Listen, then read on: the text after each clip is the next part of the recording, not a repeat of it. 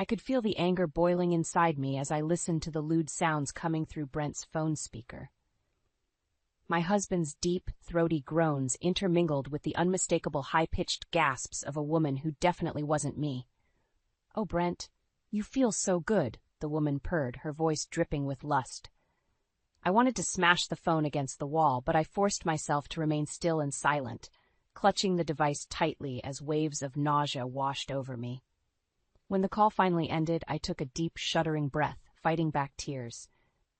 How could he do this to me? To our family? After 15 years of marriage and giving him everything, this was how he repaid my devotion? The lies, the business trips, the unexplained credit card charges, it all made sense now. My heart pounded with a mixture of rage and devastation as I confronted the harsh reality. Brent was having an affair. I spent the rest of that night pacing restlessly, my mind racing as I replayed the sordid conversation over and over. Part of me wanted to confront him immediately, to scream and hurl accusations. But the other part knew I needed to stay calm, to gather evidence before he inevitably denied everything. When Brent finally returned home 2 days later, I steeled myself, forcing a tight-lipped smile as he bounded through the door with his usual charisma. "Hey, babe, I missed you." He pulled me into an embrace, his aftershave filling my nostrils and making me gag silently. I returned the hug stiffly, all the while imagining wrapping my hands around his lying throat and squeezing until his deceptive tongue lolled out. "Everything okay?" he asked, sensing my tension. His concerned facade only fueled my fury. "Just tired?" I lied smoothly, mirroring the ease with which he'd clearly been deceiving me. "Welcome home." As he headed upstairs to shower, I felt a surge of resolve coursing through me. I would uncover every sordid detail of Brent's betrayal. And when I did, he would face the consequences, severe, brutal consequences, for shattering the sacred vows he had sworn to me. Brent's carefree whistling echoed down the stairwell, but I heard only the faint rumblings of Karma's approach, slowly gathering like an inescapable storm on the horizon. I took a deep breath and steeled myself before entering the living room. Phone in hand with the damning recording queued up, Brent was lounging on the couch, idly flipping through channels. "We need to talk," I stated firmly. He glanced up with a bemused expression. "What's up, babe?" Rather than answering, I hit play on the audio file. The unmistakable sounds of his aroused groans and the mystery woman's breathy moans filled the air. Brent's face drained of color as the recording played. When it finished, I fixed him with a cold stare. "Well, what do you have to say for yourself?" He opened and closed his mouth wordlessly for a moment, before regaining his composure. "Candace, that was just a stupid mistake. It didn't mean anything." "A mistake?" I laughed bitterly. "You expect me to believe that was a one-time slip-up?" Brent rose from the couch, hands raised placatingly. "Baby, I swear, it was nothing but a drunken fling during that conference in Phoenix. It'll never happen again." "Don't lie to me," I shouted, nostrils flaring. "I know about the hotel receipts, the suspicious credit card charges. How long has this been going on?" He shook his head vehemently. "No, you've got it all wrong." "Save it," I cut him off, feeling disgusted. "I can't even look at you right now." Turning on my heel, I stormed out of the room, slamming the door to the guest bedroom behind me. I collapsed onto the bed, hot tears of anger and humiliation streaming down my cheeks. How dare he try to gaslight me, to make me feel crazy for catching him red-handed?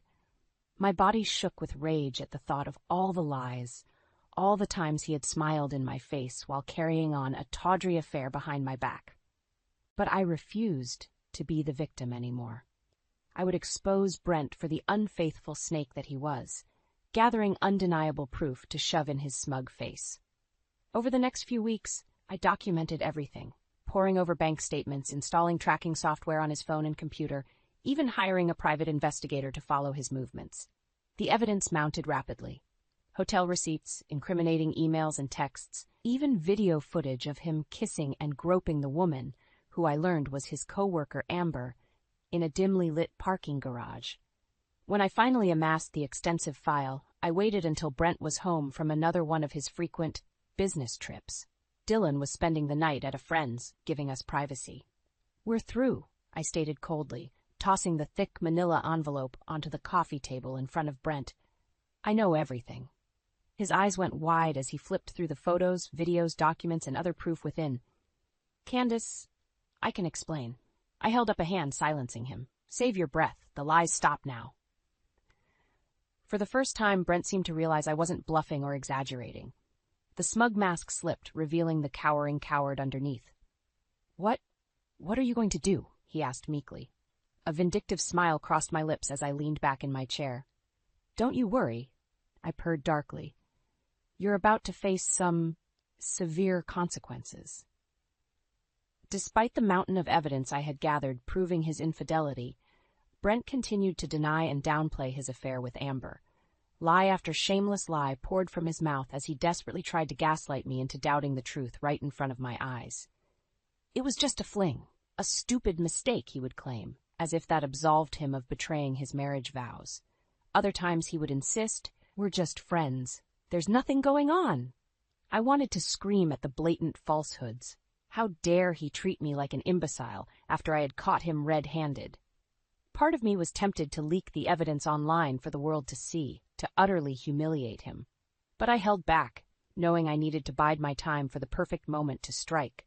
In the meantime, I began compiling an even more extensive file on Brent's misdeeds. I installed hidden cameras and microphones around the house, recording his every move. Our teenage son Dylan even helped, using his tech skills to hack into Brent's emails and messaging apps.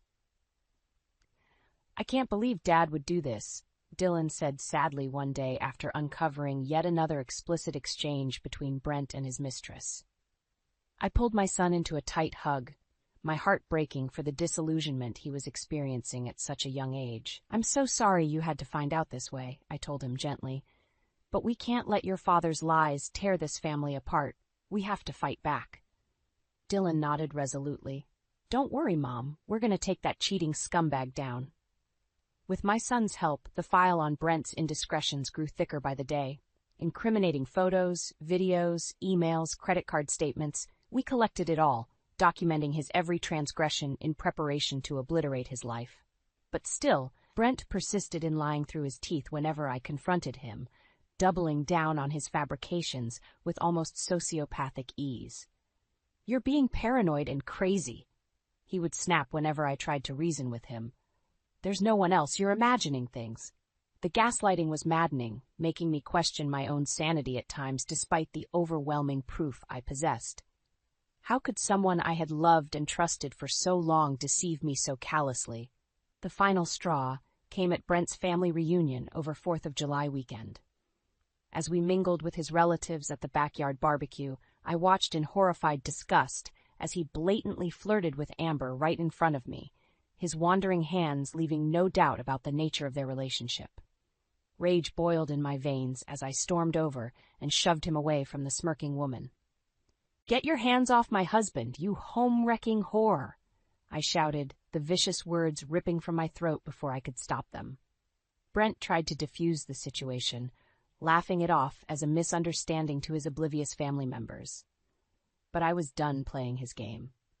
Grabbing the thick file from my purse, I flung it down on the picnic table, photos and documents spilling out, displaying the lurid evidence for all to see. Take a good look, everyone, I spat venomously, whirling on my astonished in-laws. This is the kind of man your son really is, a lying, cheating scumbag who's been having an affair with this woman for over a year. Pandemonium erupted as Brent's relatives gasped and shouted in shock and anger. But I didn't care.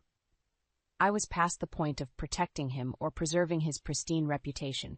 He had made his bed, and now it was time to lie in it, no matter how publicly humiliating the consequences would be.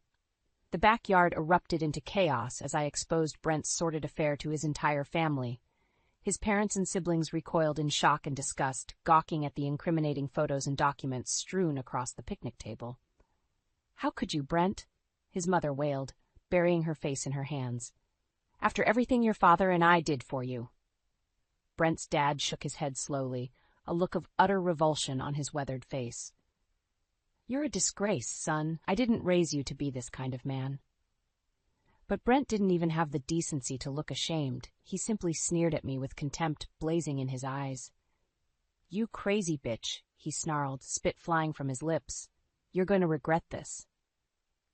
Before anyone could react, he lunged across the table and grabbed a fistful of my hair, yanking me towards him until our faces were mere inches apart. The stench of beer and barbecue sauce wafted from his mouth as he hissed, "You think you've won? This isn't over." I stared defiantly into his crazed eyes, refusing to show fear despite my heart thundering in my chest. "I'm done with your lies, Brent. Our marriage is over, and so are you." Dylan suddenly appeared, shoving his father away from me with surprising force. "Get your hands off her!" he shouted, positioning himself protectively in front of me. Brent stumbled backwards, nearly toppling the table with the evidence in his drunken rage. Amber was at his side in an instant, clinging to his arm. "Come on, baby, let's get out of here," she crooned, shooting me a smug look over her shoulder. A chorus of outraged shouts and insults followed them as they stormed away. Brent's brother Chris stepped towards me, shaking his head in disbelief. "I'm so sorry, Candace," he murmured, placing a comforting hand on my shoulder. "If we had known, this is unforgivable." I nodded mutely, fighting back tears as the gravity of the situation hit me. My life as I knew it was over, but it was a life built on lies and deceit anyway. As much as it hurt, I knew I was doing the right thing.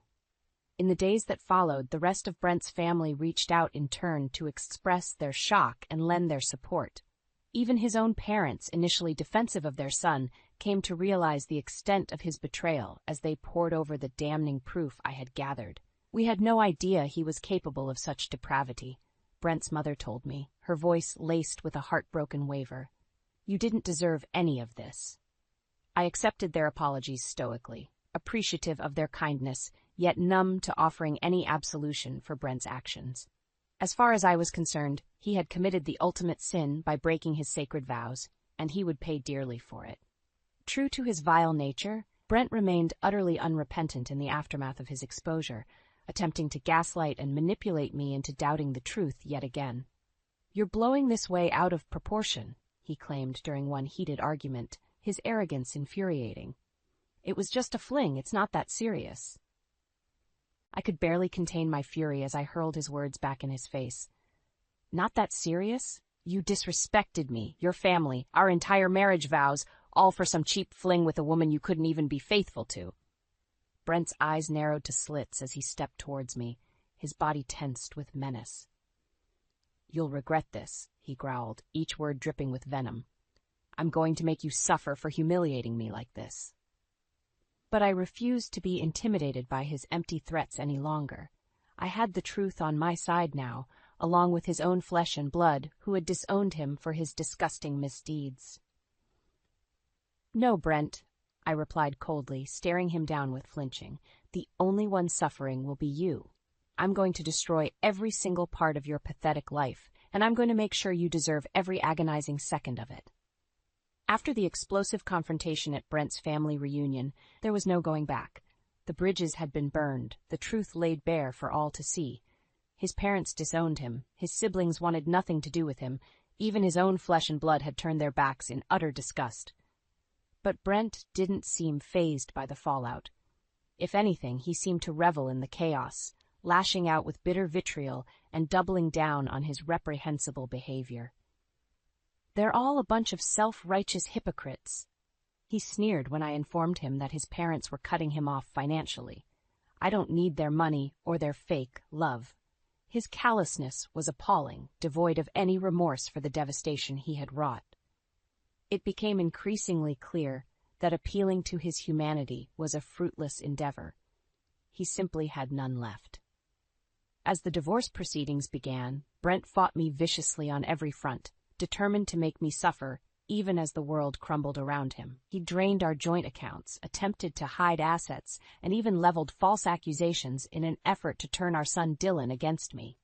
"Your mother's a lying, vindictive snake," he hissed after I caught him trying to manipulate Dylan. "Don't let her turn you against your own father." But Dylan wasn't having any of it. Now 17, he had witnessed firsthand the depths of Brent's depravity and betrayal. If anything, it had strengthened the bond between my son and I, a united front against his father's toxic influence. "I don't know who you are anymore, Dad," Dylan said sadly, shaking his head. "But I want no part of this ugliness. With each despicable act, each pathetic attempt to drag us all down with him, my rage toward Brent calcified into an icy, simmering hatred. I found myself obsessively strategizing, plotting out every move to obliterate him, financially, socially, psychologically. It became my singular driving force, a all-consuming quest to make him feel even an ounce of the pain and humiliation he had inflicted upon me and our family. Brent's smug arrogance would be his undoing. I would savor every moment of stripping that away as he lost everything. When the judge ultimately ruled in my favor, awarding me the house and primary custody of Dylan, Brent remained defiant, even as his life crumbled around him. "This isn't over, you psychotic bitch," he snarled, spittle flying as he was led away by the bailiffs. "I'll make sure you regret ever crossing me." His threats might have once filled me with dread, but now I simply laughed in his bloated, twisted face. "Regret?" I called out mockingly. "I'm just getting started, Brent. This is only the beginning of what you deserve." And I meant every word.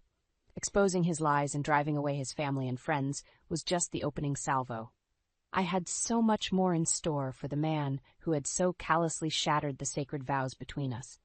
As I watched him being dragged away, I felt a savage sense of satisfaction, of karma being served, however cruelly. This was precisely what he deserved after the turmoil and devastation he had wrought with his selfish actions. Turning away, I wrapped an arm around Dylan's shoulders, the two of us standing united against the storm Brent had unleashed through his sins. There would be no remorse, no looking back.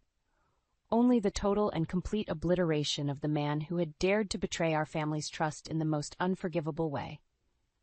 Whatever revenge lay ahead, he had more than earned every agonizing second of it. With the divorce finalized and Brent out of our home, I could finally turn my full attention to systematically dismantling every aspect of his miserable life. He thought he had been through hell already? He had no idea what fresh agonies awaited him. My first target was his career at the prestigious corporate firm where he had been employed for over a decade.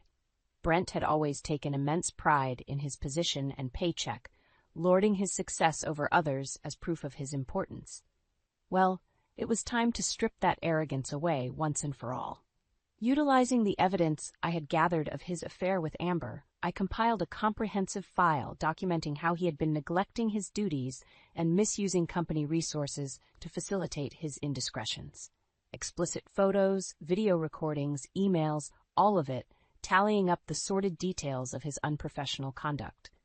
I also enlisted the aid of an old friend, a skilled hacker who owed me a favor, to covertly access the company's internal communications and HR files. With his help, I was able to insert the incriminating dossier directly into their systems, ensuring it would be found. Within a week, the firm's CEO himself was calling Brent into his office, the file of evidence splayed out on the desk between them. "What is the meaning of this, Brent?" The CEO's voice could be heard saying sternly over the recording I had my hacker obtain. "This is utterly unacceptable behavior for one of our senior executives. Sir, I can explain." Brent stuttered, suddenly sounding very small. "Explain what?" the CEO interrupted sharply. "These photos, videos, all this proof of you carrying on illicit affairs and neglecting your responsibilities, using company property for your indecent trysts?" There was a pause, and I could practically see Brent squirming in discomfort. Good. Let him feel just an ounce of the shame and humiliation he deserved. "You're fired, effective immediately," the CEO stated, his voice laced with finality and disgust. "Security will escort you off the premises. I want you gone within the hour." The recording clicked off, and I felt a savage surge of satisfaction.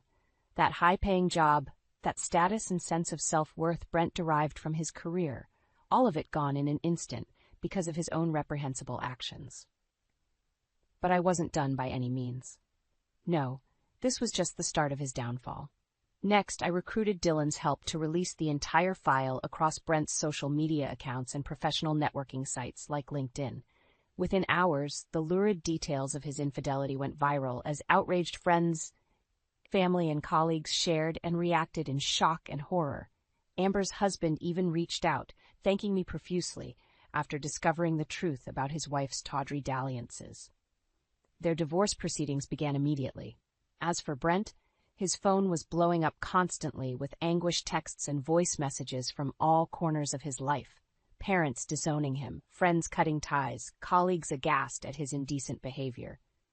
In one particularly satisfying instance, I patched his mother's tearful tirade onto the house speakers so we could both savor every blistering second of it. "You were my pride and joy," the woman wept brokenly.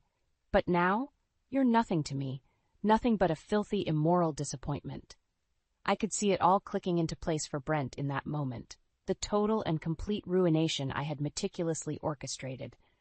His entire world was crumbling into ashes before his very eyes. When he finally looked up at me with naked fear and loathing, I simply smiled. "Like I told you before," I said calmly, "this is only the beginning of what you deserve." With Brent's career, reputation, and family ties in ruins, I turned my sights to obliterating what little he had left, his finances and assets. He would be left with nothing, forced to start from less than zero after the hell I put him through. It began with liquidating our joint accounts and investment portfolios that I had access to through our marriage.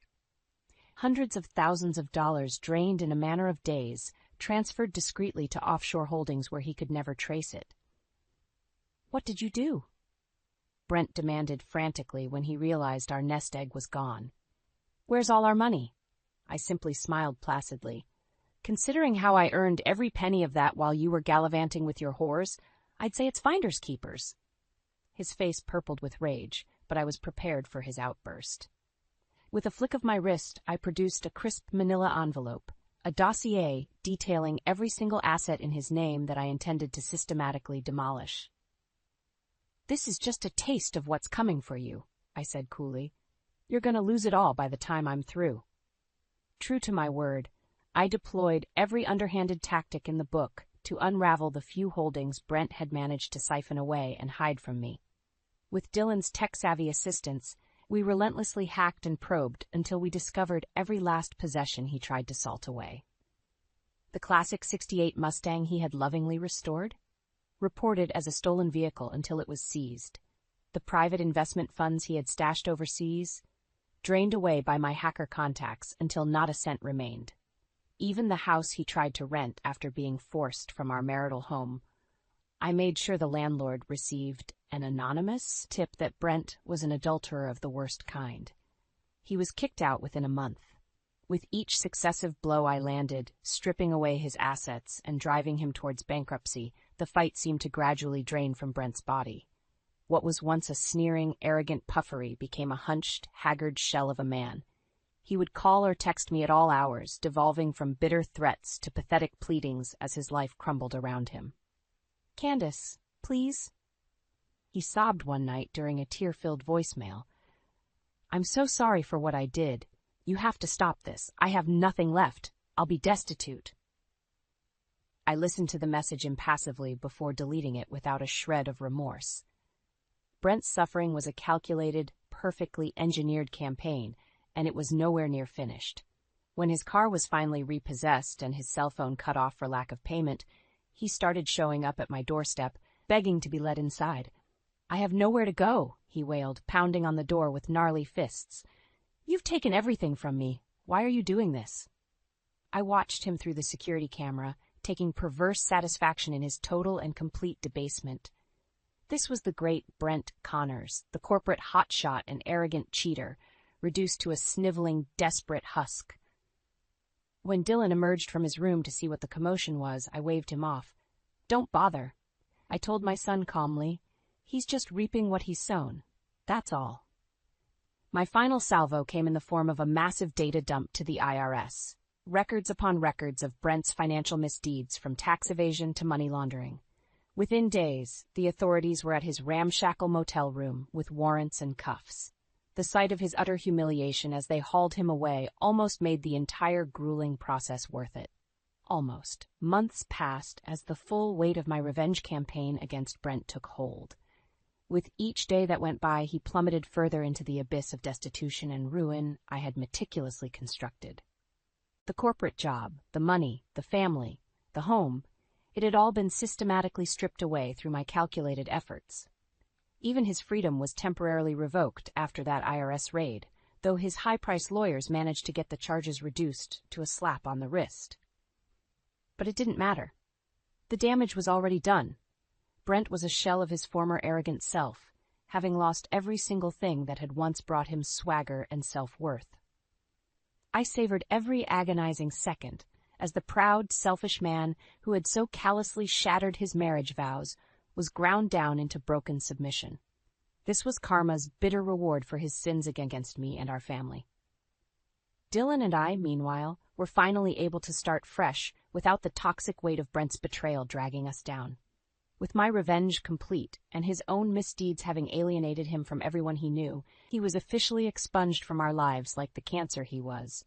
We moved from our old home into a new place, a clean slate for just the two of us to begin rebuilding. Dylan seemed to thrive without his father's negative influence, excelling in school and landing a prestigious internship in software engineering. As for me, I had never felt more liberated and vindicated. The rage that had fueled my quest for vengeance had burned itself out, leaving only a sense of tranquility and peace in its wake. That is, until the incessant phone calls and unwanted visits began. At first, Brent's attempts to reach out were easy enough to ignore. Drunken voicemails pleading for mercy or hurling bitter curses that he had brought upon himself. I would simply delete the messages without a second thought. But then he started showing up in person, loitering outside our new home or accosting us in public with his disheveled, haunted appearance. Each time I saw that sunken, desperate look in his roomy eyes, any lingering pity I might have felt quickly evaporated. "I have nothing left because of you," he sobbed during one such confrontation outside the grocery store. "You've destroyed me completely." Grabbing my arm with shocking force, Brent stared at me with an almost feral desperation. "Please, give me another chance," he begged hoarsely. "I'll do anything, Candace. Anything to get my life back." I could feel Dylan tense beside me, ready to intervene, but I simply wrenched my arm free of Brent's grasp and stared at him with utter contempt. "Your life?" I spat out a bitter laugh. "This is exactly what you deserve after throwing away the life we had for some cheap fling. You did this to yourself." Brent opened his mouth to protest, but I cut him off with a savage glare. "I gave you chance after chance to come clean, to make things right," I said, voice low and laced with venom. "But you just couldn't stop lying and cheating, could you? You chose this path, and I made sure you suffered every agonizing step of the way." Straightening up, I turned and began walking back towards the car where Dylan waited, leaving Brent crumpled on the sidewalk like the pathetic, broken shell of a man he had become. As we drove off, I felt an immense weight finally lift from my shoulders. The long, arduous road towards justice and reclaiming my life had finally reached its conclusion. Brent was neutralized, relegated to a cautionary tale of how swiftly karma can dismantle even the proudest of narcissists. I looked over at Dylan, my strong, resilient son, and smiled. We had each other, and that was enough to forge ahead into our new chapter, free of Brent's toxicity at long last. No more looking back, only moving forward, towards the fresh start this long overdue vengeance had afforded us.